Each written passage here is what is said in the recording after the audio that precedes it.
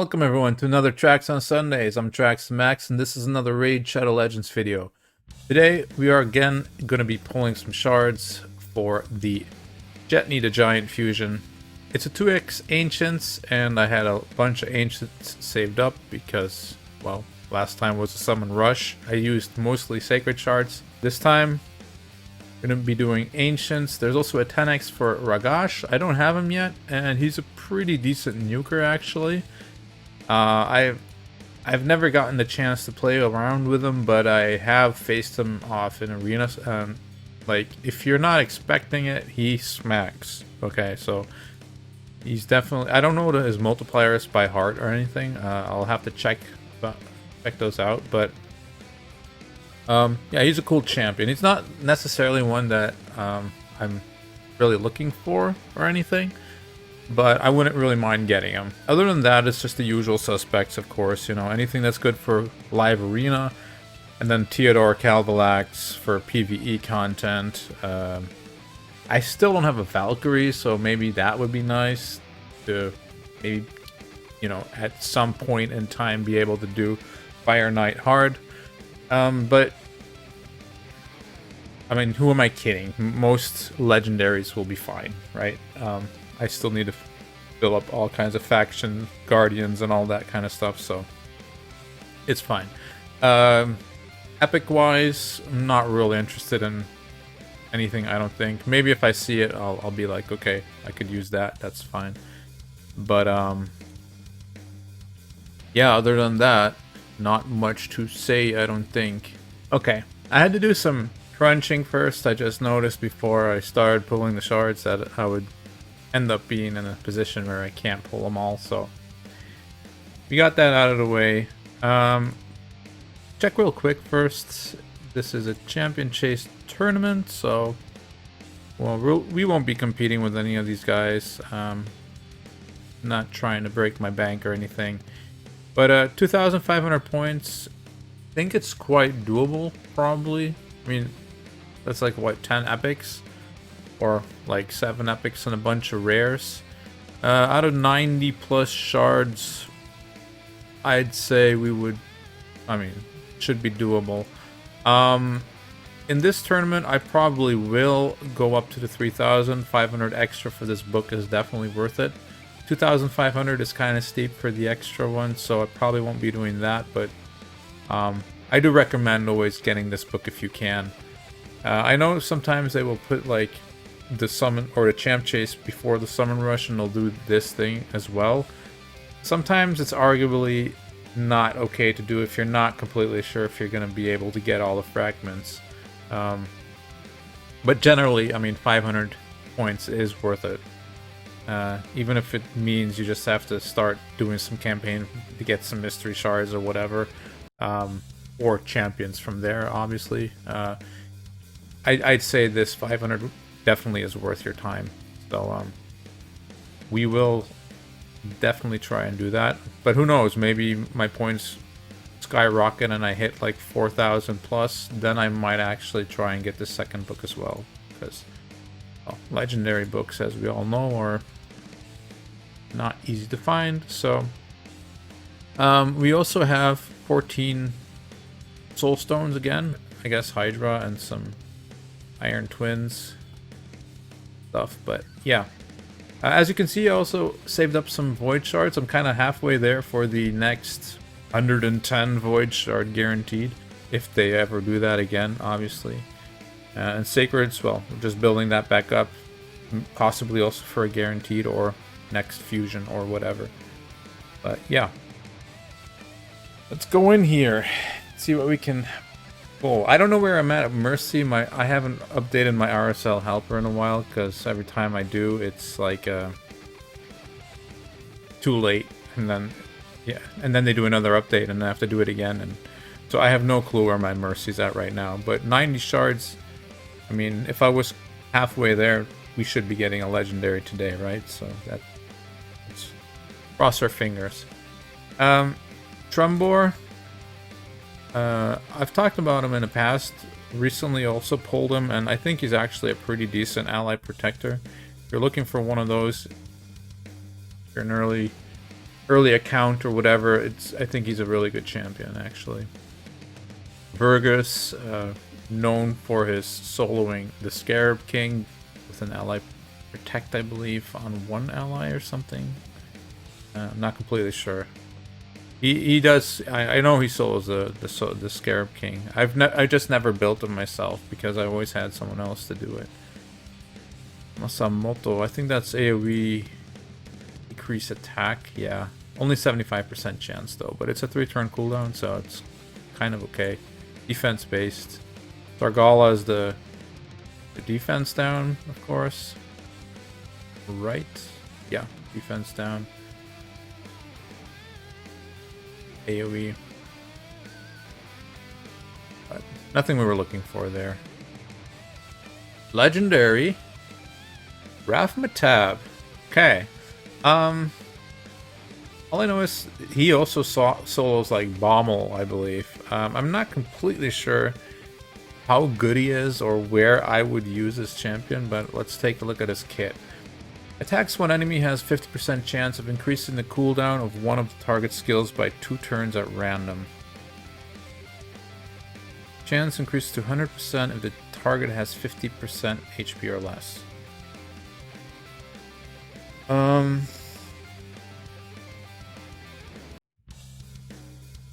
I don't think that does much, to be honest. It's only one skill. I mean, it'll be annoying, but you know, most champions have more than one skill, or more than 2 skills. I mean, so still being able to do the other skill. Like for instance, let's say you want to do this on a Kaimar so that he doesn't reset. Well, you might get the strip sleep move, and they'll still be able to reset. And then, you know, yeah, I don't. This is whatever, I think.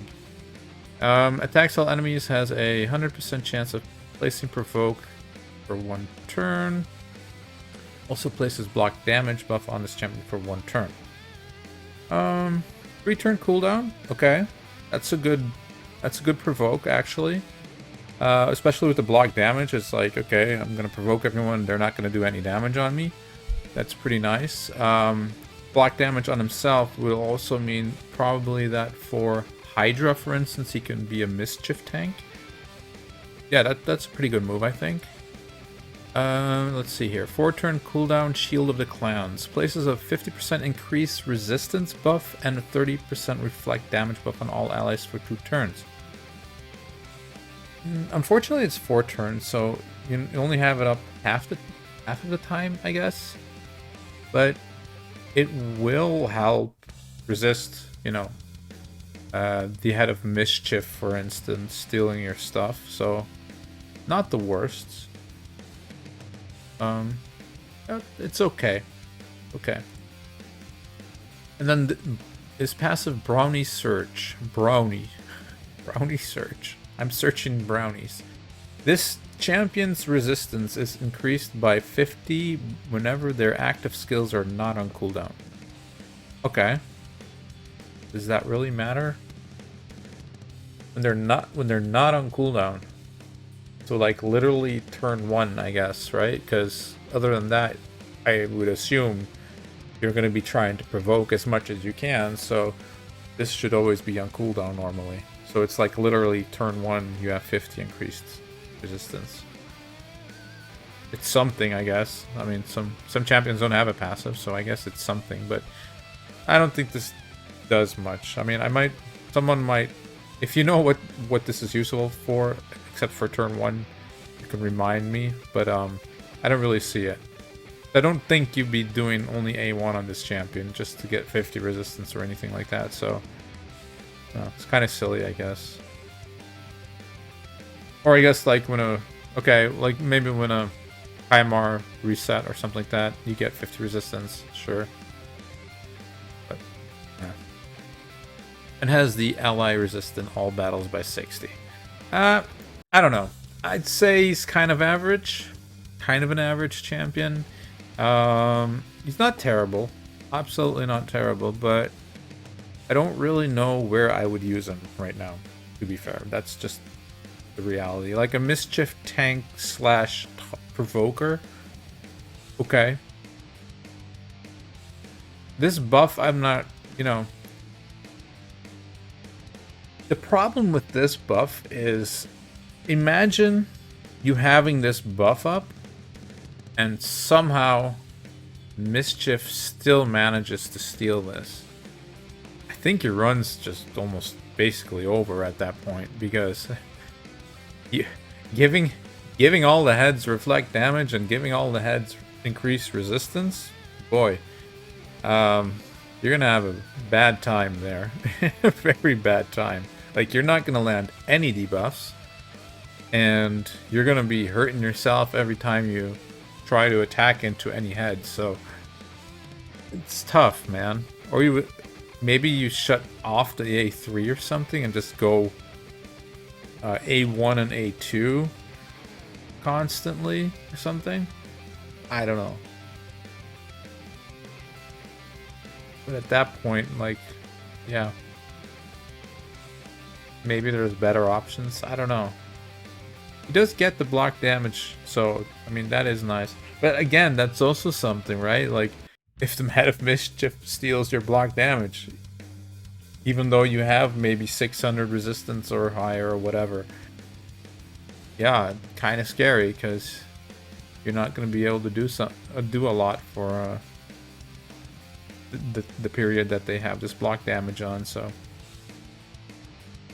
Yeah, not too sure. I think he'll probably end up in my vault for now. We'll see. Right. I don't know how many shards I've actually pulled at this moment, but our Mercy is reset, that's for sure. And Raf-Matab is a new champion for me, so I can't really complain there, right? Another legendary!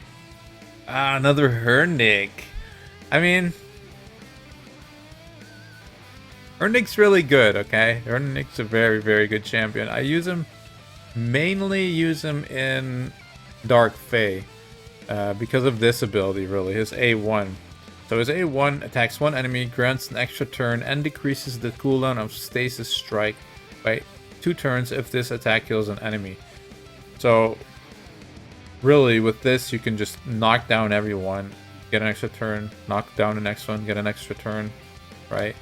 And the cool thing is you don't really need to program it or anything. It's just like, if you can one-shot anyone in your team with this skill, he's gonna kill everything. Even if he doesn't have these up or whatever, it doesn't matter. He's just gonna kill everything with this move. Stasis Strike is this A3. Attacks one enemy, fully depletes the target's turn meter. Will also attack all enemies if the first attack is critical. This AoE attack has a 100% chance of placing a weaken for 2 turns. Will also place HP burn for 2 turns after the attack on the enemies whose turn meters are below 30%. So fully depletes target's turn meter. Very good against Dark Fae. And then also just, you know, this is also a smack, right? This is an AoE smack, basically. You hit one target and then you hit all the targets. Giving them weaken. Some of them get HP burn. Really good move. 4 turn cooldown, but often feels like you're just getting it way faster if you get your extra turns off your A1, right? And then his A2, 3 turn cooldown AoE again. Attacks all enemies, 100% chance of decreased defense debuff and decreased accuracy debuff for 2 turns. I'm not completely sure what the multipliers are on these, but Hernick smacks pretty hard. I mean, he's not Trunda, obviously, but he does have a lot more in his kit than Trunda does. So yeah, very, very good champion. Unfortunately, I already had one, so, I mean, he's just going to be a faction guardian, but hey, 10% for the dwarves, 10% for my Trunda. Might be an issue with Necrit, I guess, but to be fair, that was already an issue with my Trunda and Arbiter, because I think my Trunda has more HP than my Arbiter. So that kind of already was an issue. Yeah, overall, this is definitely going to be better for me, I would assume. His passive, I forgot about that. Stayed fills this champion's turn meter by 10% every time they are hit. Occurs once per turn. Also fills this champion's turn meter by 20% whenever an ally dies. Yeah, pretty decent. Something you do have to be cautioned about if you're doing Dark Fade, that you don't trigger this on your copy, because, well, if you give the copy a turn, he might nuke down your team, right? So, and then Arena battles 35%. It's a pretty good aura as well for Arena. You can use this guy as an Arena nuker as well, by the way. He's just, you know, he's not a Trunda. It's not like Canderfon or whatever. He smacks pretty hard, but not quite at their level yet. But yeah, cool. Faction Guardian for us. We'll take it. 2 Legos out of 90 shards. Can't complain there. Can't complain. Let's see what else we can get. I don't know if I have this champion yet. Kellen the Shrike. Let's see here. Attack-based Sylvan Watcher. A1 is a 50% chance of placing weekend. Okay. That's decent. Wish I had that on the free-to-play, to be honest. Attacks one enemy 2 times. First hit has a 100% chance of decreasing target's turn meter by 50%. Second hit has a 75% or a 100% chance of placing a decreased speed. That's actually not too bad either. So a weekend on the A1, decreased turn meter and speed debuff on A2. It also places a perfect fail buff on this champion for 2 turns. Wow. It's all single target, but I mean, like, for specific things, this might actually be okay. Attack AoE damage increases by 5% for each debuff on the target. 4-turn cooldown. Oh, that's a hard one to say if that's going to be good enough or not. I mean, technically, the target can have 10 debuffs, but how often is that going to happen, right? Yeah. I would need to know, like, the multipliers on this to judge if that's good enough, yeah or no. The passive will ignore shield buffs when attacking under perfect fail buff. Okay. Well, what do people say about this? Nothing. Nobody's built this. Is that what it is? Oh no, I can't see it here, right? I have to check in my game. Yeah. Or in my storage, champion storage, or whatever. Mausoleum Mage, pretty good champion as well. Places increased crit rate, increased defense, and block debuffs on one move. This is often used together with Seer, so you know you place a bunch of buffs on your team, and then Seer can strip them off and smack. These days, people might use Terrace instead, right? So instead of that, he'll extend those buffs and deal damage according to the buffs on your team. Let's see. What else can we get today? I mean, I don't really expect a another legendary. That would be really crazy, but you never know. I've seen some crazy stuff, which reminds me, I'll show you guys a screenshot of one of my friends and clanmates, what they pulled earlier this week. It's insane.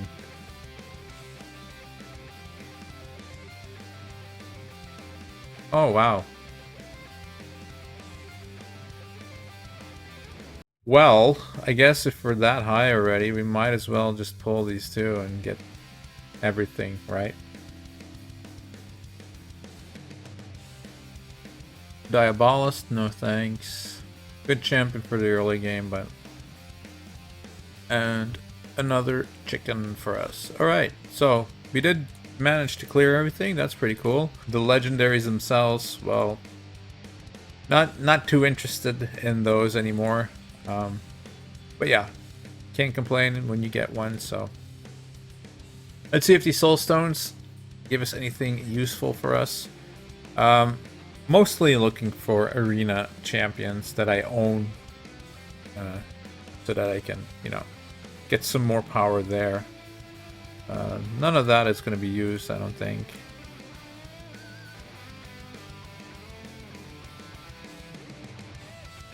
These singletons. Ana. I wish I had her on a free-to-play. Weaken and defense down.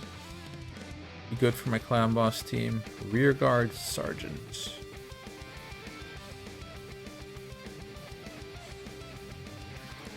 Three-star bombardier. No legendaries. Knight errant. Once heard that guy actually smacks pretty hard, but I've never tested that myself, so I have no clue, unfortunately. Let's see. Yeah, there you go. Alright, well, that's gonna be it for this week, my friends. I still have another video to record for next week, so I'm gonna be editing this one and then recording the next one for next week. So stay tuned for that, and yeah, hope you guys have a nice week, and catch you guys next week. Peace.